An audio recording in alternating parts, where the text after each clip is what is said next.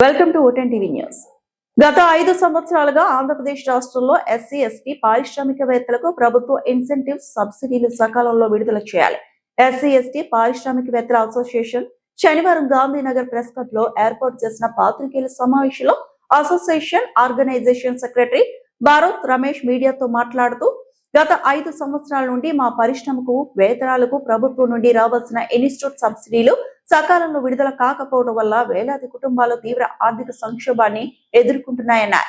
ఒక సంవత్సరంలో విడుదల కావాల్సిన ఇన్సెంటివ్స్ 5 సంవత్సరాలు గడిచినా ఇప్పటికీ పూర్తిగా అందలేదు. దీంతో వందలాది పరిశ్రమలు ఇప్పటికే మూతపడ్డాయి. మరెన్నో పరిశ్రమలు మూతపడే అంచనా ఉన్నాయి. బ్యాంకు రుణాలు, ఫైనాన్స్ ఒత్తిళ్లు, వడ్డీ భారం తట్టుకోలేక కొంతమంది పారిశ్రామికవేత్తలు ప్రాణాలు కోల్పోయిన విషాద సంఘటన కూడా చోటు చేసుకున్నాయి అని తెలిపారు. లేదండి, ఎప్పుడు కూడా ఎంత అమౌంట్ వచ్చినా కూడా ఖచ్చితంగా ప్రయారిటీ బేస్ మీద అందరికి ఇచ్చేసేవాళ్ళు.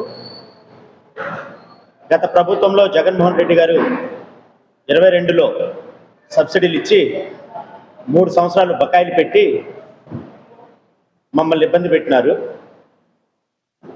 రాష్ట్ర వ్యాప్తంగా ఆంధ్రప్రదేశ్లో ఉన్న ఎస్సీ, ఎస్టీ పారిశ్రామికవేత్తలందరూ కూడా రాష్ట్ర స్థాయి, జిల్లా స్థాయి కమిటీలు వేసుకొని మరి మన సబ్సిడీలో రావాలి అంటే కూటమి ప్రభుత్వం రావాలనే నినాదంతో మేమందరం జిల్లా కోఆర్డినేటర్గా ప్రతి జిల్లాకు ఒక కోఆర్డినేటర్ పెట్టి అందరూ కలిసి గట్టుగానే ప్రభుత్వాన్ని తెచ్చుకున్నామండి. మరి ప్రభుత్వం వచ్చినప్పటికీ మాకు న్యాయం జరగలేదండి. లాస్ట్ ఇయర్ అక్టోబర్లో ఎంఎస్ఎంఈలకు 1,500 కోట్లు రిలీజ్ చేస్తున్నామని చెప్పి అనౌన్స్ చేశారు. ఆ వార్త వినగానే నిజంగా ఎస్సీ, ఎస్టీ వాళ్ళందరూ కూడా చాలా సంతోషపడ్డామండి. ఎందుకంటే అప్పటికి 3 సంవత్సరాలుగా ఆర్థిక భారంతో ఇబ్బంది పడుతున్నాం. అందరం కూడా చాలా సంతోషం వేసింది. ఓకే, అమౌంట్ కేటాయించారు, మన ప్రాబ్లమ్స్ అన్ని సాల్వ్ అయిపోతాయనే ఉద్దేశంతో చాలా భరోసాగా ఉన్నాం. తీరా చూస్తే 20%, 30%, 40% అనేది ఇచ్చుకుంటా వచ్చారండి. అది కూడా అందరికీ కాదు. అంటే 22లో శాంక్షన్ అయిన వాళ్ళు ఉంటారు, 23లో శాంక్షన్ అయిన వాళ్ళు ఉంటారు, 25లో శాంక్షన్ అయిన వాళ్ళు కూడా ఉంటారు.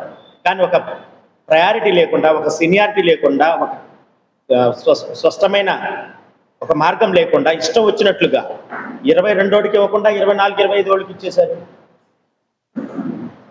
అది కూడా 10%, 24ఓడికి 10% పెడితే 25ఓడికి ఏమో 40% ఇచ్చేశారు. ఇంత దారుణంగా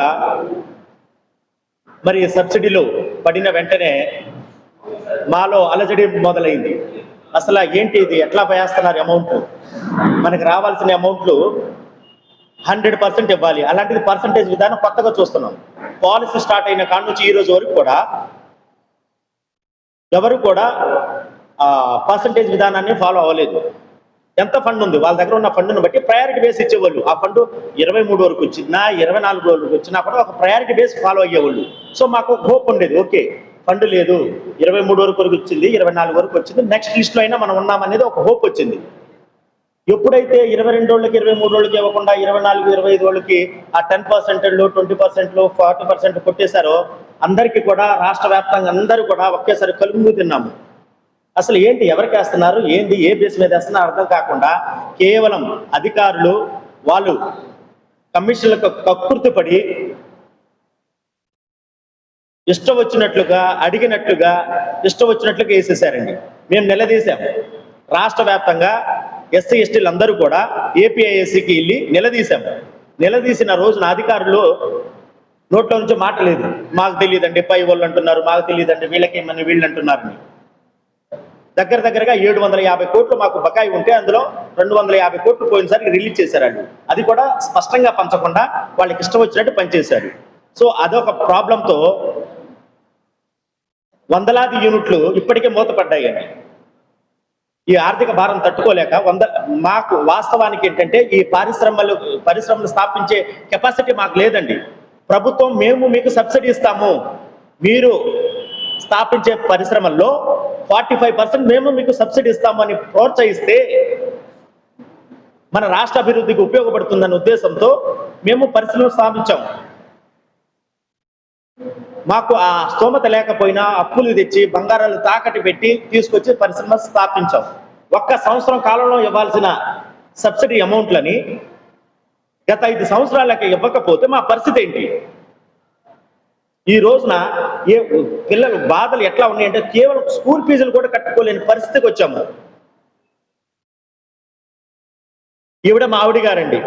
పెళ్లి చేసుకునే టైంలో మా అత్తగారు వాళ్ళు నాకు ఆ అమ్మాయితో పాటు బంగారాన్ని కూడా ఇచ్చారు. ఈ రోజు ఆ ఒంటి మీద బంగారం లేకుండా పోయింది.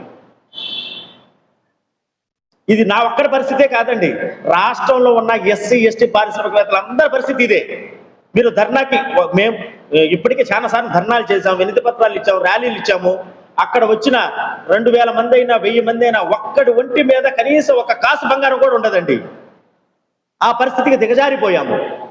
ప్రభుత్వాలకి అధికారులకు వినతి పత్రాలు ఎన్నోసార్లు అందించాము, కానీ ఏ విధంగా కూడా స్పందన లేదు. ఇక మా కడుపు కాలి రోడ్ల మీదకి వచ్చాము.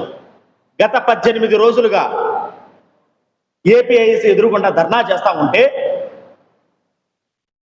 అధికారులకు ఇబ్బంది అవుతుందని తీసుకెళ్లి మమ్మల్ని ఒక మూల పడేశారండి. ఆ మూలలో టెంట్ వేసి మేమే వేసుకున్నాం, చందాలు వేసుకున్నాం, మనిషికి 1000 రూపాయలు వేసుకుని చందాలు వేసుకుని టెంట్ వేసుకున్నాం.